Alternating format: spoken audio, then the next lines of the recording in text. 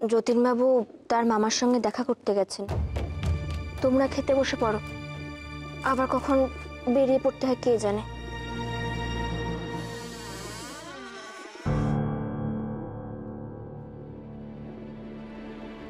যতীনদা, ললিতবাবুর সাথে দেখা হলো? শামসুল আলম কোনো খবর পেলেন? কলকাতায় শামসুল আলম এক ভয়ানক পরিবেশ তৈরি করে রেখেছে।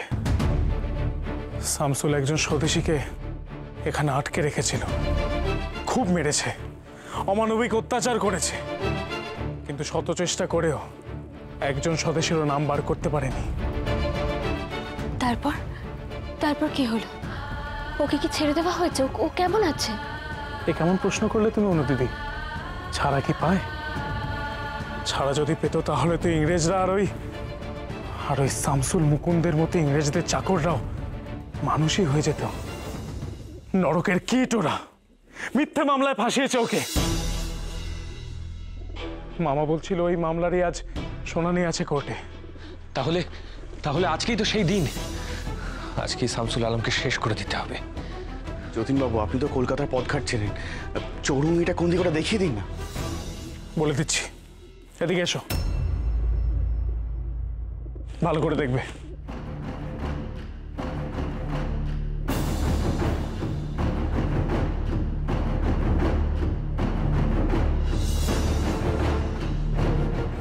এই হলো চৌরঙ্গি। শামসুল আলম এই চৌরঙ্গি থেকে কোর্টের দিকে যাবে। এটা হলো কোর্ট। আমাদের এর মাঝখানে কোথাও একটা থাকতে হবে, আর সেই সুযোগ আমরা কিছুতেই হারাতে পারবো না। তোমাদের এই পুরো ব্যাপারটা মাথায় রাখতে হবে।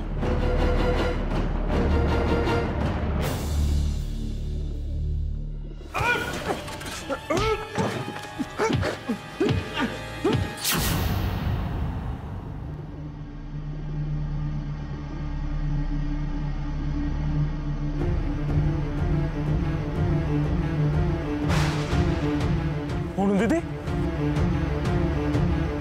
অনুদিদি, এ কি করছো তুমি? শামসুল আলমকে আমি মারবো। অনুদিদি, না না বীরে, তোমরা আমাকে এই নিয়ে আর কোনো কথা বলবে না। ওরা অনন্তদার উপর যে অত্যাচার করেছে তার প্রতিশোধ আমি নেব। অনু, আমরা যুদ্ধমন্ত্রে দীক্ষিত, আমরা একে অপরের শক্তি। তোমাকে আমি একা যেতে দেবো না, আমি সঙ্গে যাব। এ কি বলছো তুমি অনন্ত? না না, তোমার এই শরীরের অবস্থায় আমি তোমায় কোথাও যেতে দেবো না। যতীনদা, বোঝার চেষ্টা করুন। আপনি কলকাতার পথ ঘাটছিলেন, আপনি যদি আমাদেরকে একবার বুঝিয়ে দেন তাহলে। আচ্ছা, তাহলে তোমরা দুজনে একসাথে যাবে তার মানে? না না, সে কি করে হয়?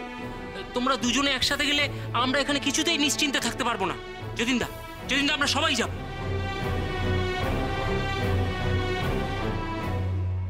আমাদের সকলকেই আলাদা আলাদা যেতে হবে।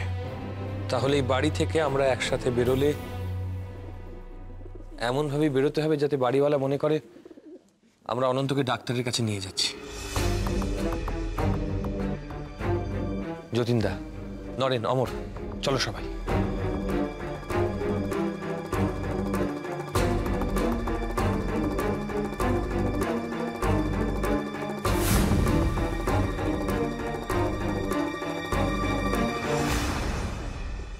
এরম ভাবে সামনে খাবার ফেলে যাচ্ছি মা অন্নপূর্ণা।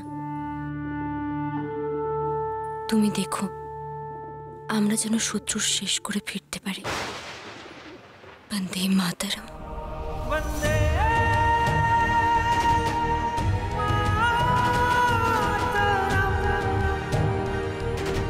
বন্দে মাতরম, বন্দে মাতরম।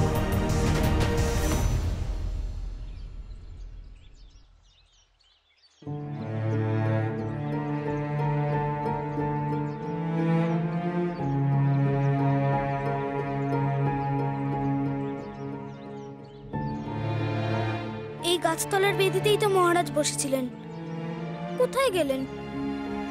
আমায় যা বললেন পরে সব বলবেন। শুনুন না, হ্যাঁ, এখানে একজন সাধু মহারাজ বসেন না, ওনাকে দেখেছেন? দেখেছি তো, ওনাকে তো সবাই দেখেছে। না না, মানে উনি কোথায় আছেন বলতে পারবেন? সাধু মানুষ আশ্রম বা ভক্তের বাড়িতে স্থান পেয়েছে হয়তো। কোন বাড়িতে আছেন বলতে পারবেন? সেটা তো জানি না, তুমি তো খুব ছোট মানুষ। সাধু মহারাজের কাছে তুমি কি করবে? আমার ওনার সাথে খুব দরকার আছে, আপনি যদি জানতে পারেন আমাকে একটু বলবেন। আচ্ছা ঠিক আছে।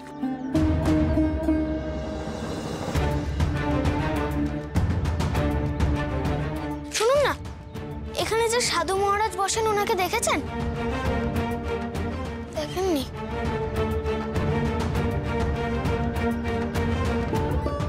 আমার যে জানা হলো না ধর্ম কি, জানতেই হবে আমায়।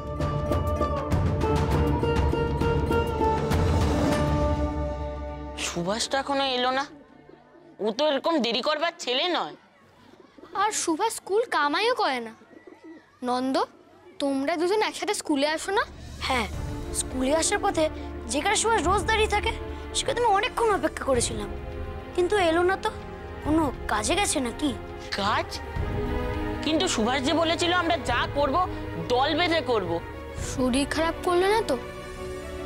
স্কুল ছুটি হওয়ার পরে একবার দেখে আসতে। স্কুল ছুটি হলে কি? না মানে সুভাষ আর স্কুল আসেনি স্যার, ওর একবার খোঁজ নিতে যেতে হবে। স্কুলে আসেনি? তার মানে পড়া করেনি। চারু, তোমাকে আমি অনেকবার সাবধান করেছি সুভাষের সঙ্গে মেলামেশা বন্ধ করো, বলে কিন্তু তোমারও একই অবস্থা হবে, আমি বলে দিচ্ছি। আর এই যে অর্বাচীনের দল, তোমরাও শুনে রাখো, সুভাষের সঙ্গে মেলামেশা বন্ধ না করলে কিন্তু কেউ ক্লাসে উঠবে না। ওকে খুঁজতে যাওয়ার কোনো দরকার নেই, যেমন আছে তেমন থাক।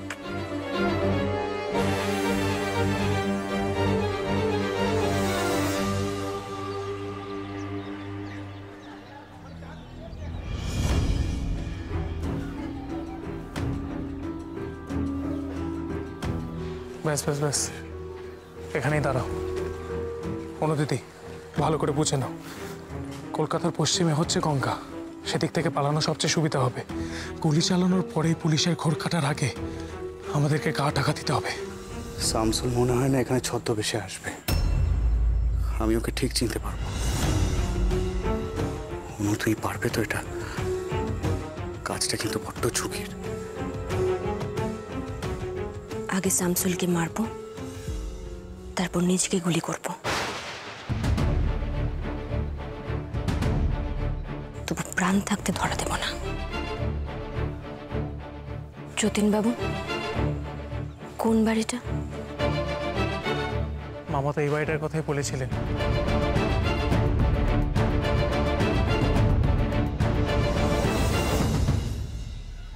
আমাদের এখানেই সবাইকে ছড়িয়ে ছিটিয়ে অপেক্ষা করতে হবে। শামসুল বেরোলেই কাজটা শেষ করে আমাদেরকে গা ঢাকা দিতে হবে। তোমরা সকলে ছড়িয়ে ছিটিয়ে যাও।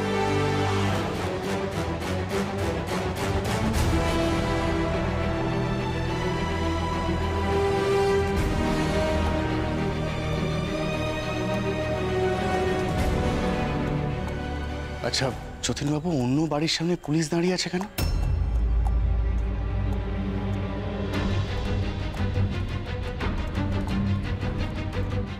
যতীনদা, ওই দেখুন, ওই বাড়িটার সামনে কিন্তু ঘোড়াটা এসে দাঁড়ালো।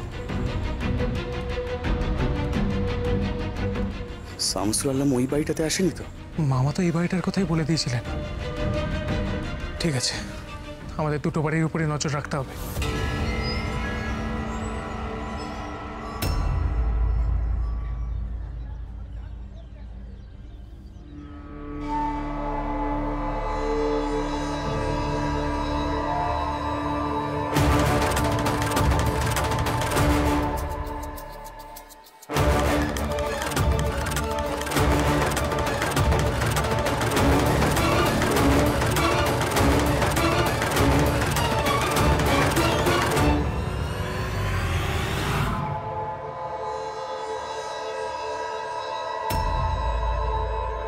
শেষবারের মতন বলছি, মুখ খোলো, না হলে কিন্তু দ্বীপান্তরে পাঠিয়ে দেবো।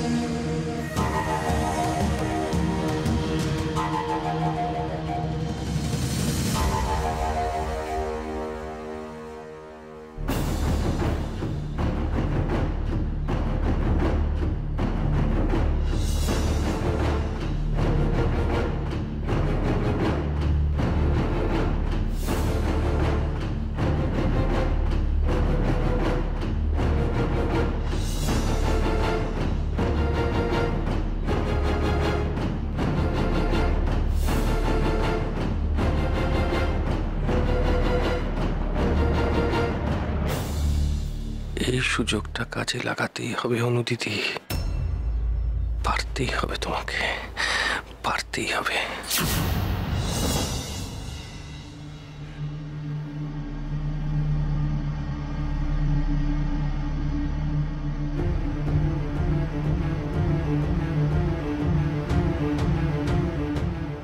সামনে সাধারণ মানুষ চলে আসছে, কি করে মারবে?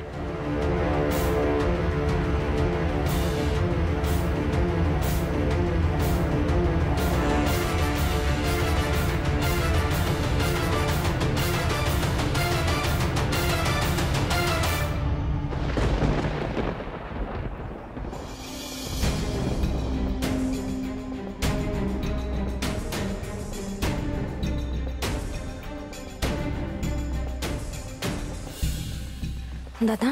হ্যাঁ বলুন। চৌরঙ্গিটা কোন দিকে? এইটাই তো চৌরঙ্গি। আপনি যাবেন কোথায়? আমি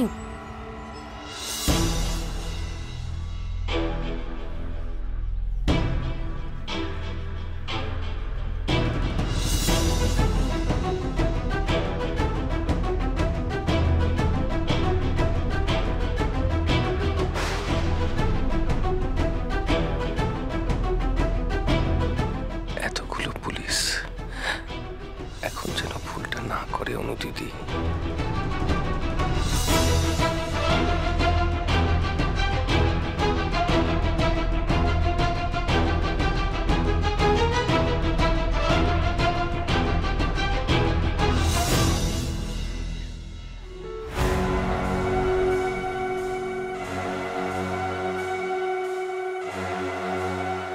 সর্বনাশ, এতগুলো পুলিশের সামনে শামসুলকে মেরেও গা ঢাকা দেবে কি করে? অনু পারবে কি? যদি ধরা পড়ে তাহলে তো আরো বিপদ বাড়বে। কিন্তু এত কাছ থেকে শিকার পেয়ে ছেড়ে দেব?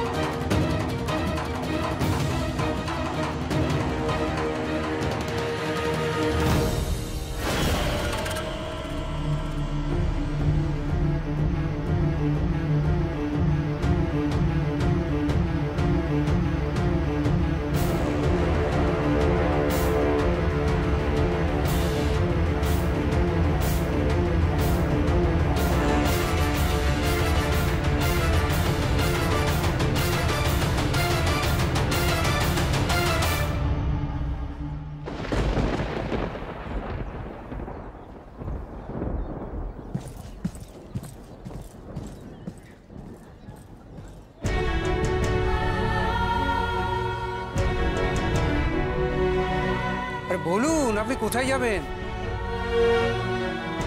গঙ্গাটা কোন দিকে? গঙ্গা? এই বললেন চৌরঙ্গি, এখন বলছেন গঙ্গা। আরে আগে ঠিক করে ভেবে বলুন কোথায় যাবেন। আপনি গঙ্গা যাবেন না চৌরঙ্গি যাবেন? যত সব।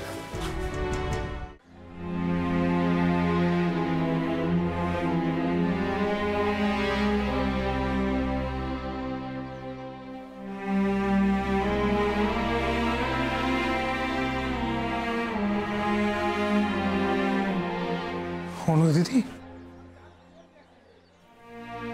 পারলাম না, আমি পারলাম না যতীন বাবু। তুমি পারোনি? কে বলেছে তুমি পারোনি? তুমি আজ তোমার বুদ্ধির পরিচয় দেখিয়েছ। আজ আমরা এখানে না আসলে জানতেও পারতাম না লোকটা কতটা ধূর্ত। এক বাড়িতে গেছে, আরেক বাড়ির সামনে প্রহরা রেখেছে। এইভাবেই আমাদের শামসুল আলমের চালের সাথে তাল মিলিয়ে চলতে হবে। পারবো আমরা অনুদিদি, শামসুল আলমকে মারতে আমরা পারবোই।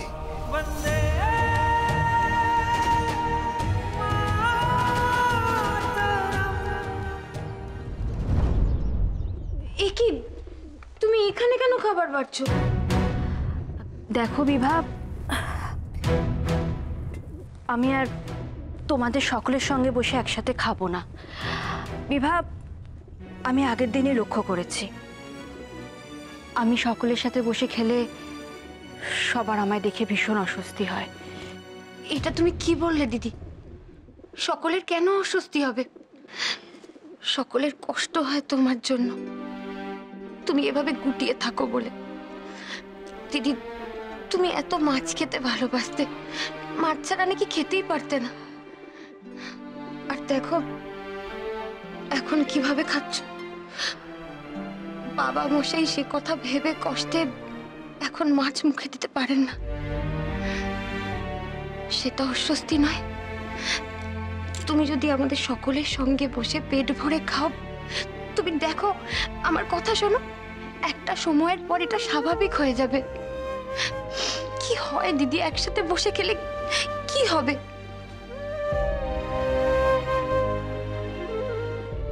অনেক দেরি হয়ে গেল, তুমি যাও গিয়ে হাত মুখ ধুয়ে এসো, আমি তোমার খাবার বেড়ে দিচ্ছি। এই, কেন তুমি ওকে ধর্ম পালন করতে দিতে চাইছো না বলো দেখি? হ্যাঁ, খাবার বেড়ে খাওয়া এমন কোনো কঠিন কাজ নয় মেজো বৌমা। ও নিজে হাতে রান্না করে খায়, ওকে ওর মনে শান্তিটুকু পেতে দিতে চাইছো না কেন তুমি? হ্যাঁ, ওর বৈধব্য ধর্ম পালন করতে দাও তো। এ কেমন ধর্ম পিসিদিম্মা, যা মানুষকে কষ্ট দেয়? আমার বাবা বলেন মানুষের একটাই ধর্ম হয়, আর সেটা হলো মানবিকতা। সেটা তোমাদের কলকাতার ব্যাপার, বুঝেছো? ওই দুপাতা লেখাপড়া শেখাটাই তোমাদের কাল হয়েছে, নিজেদের একদম সমাজপতি ভাবতে শুরু করে দিয়েছো। শোন প্রমীলা, তুই তোর মনের ইচ্ছের বিরুদ্ধে কোনো কাজ করবি না, এ আমি বলে দিলাম। আর মেজো বৌমা, তুমি এখন এখান থেকে যাও, গিয়ে নিজের কাজ করো। আমি আর এই নিয়ে কোনো গোল যেন শুনি না। বিভা, তুমি ঘরে যাও ভাই, আমি ঠিক খেয়ে নেব।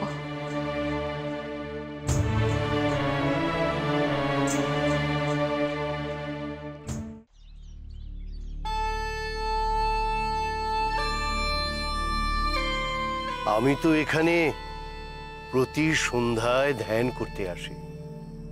এ তো সেই জায়গা যেখানে শান্তি, শুধুই শান্তি। আচ্ছা, ওই সাধু বাবাকে জিজ্ঞাসা করলে হয় না? আমি তো আবার শ্মশানেই যাব, সেটা তো শান্তির জায়গা। সেখানে আমায় কেউ বলে দেবে না ধর্ম কি?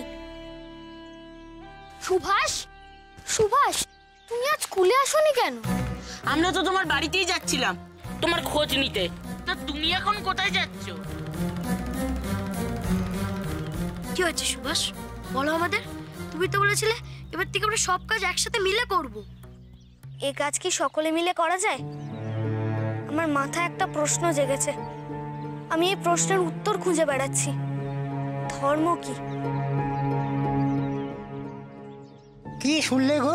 আরে শুনবো কি, নিজের চোখে দেখেছি। কি দেখেছো?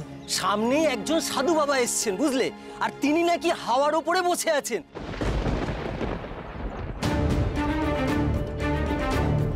আর সেই সব দেখতে নাকি লোকজন দৌড়চ্ছে। আমি ওই সাধুর কাছে যাব, তোমরা যাবে? হ্যাঁ যাব। তাহলে চলো চলো সবাই।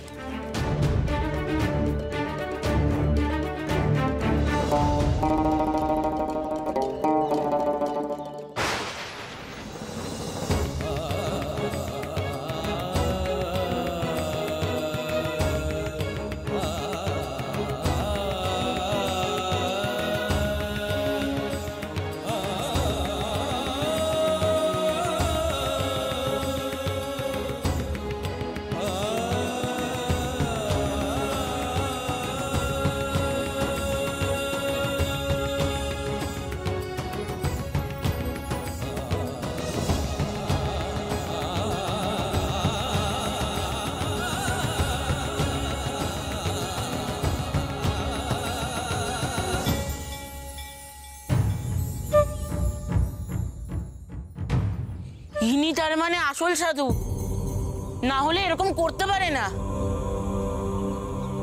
ইনি আমাকে বলতে পারবেন ধর্ম মানে কি। ইনার তো আশ্চর্য ক্ষমতা, ইনি বুঝি খুব জ্ঞানী।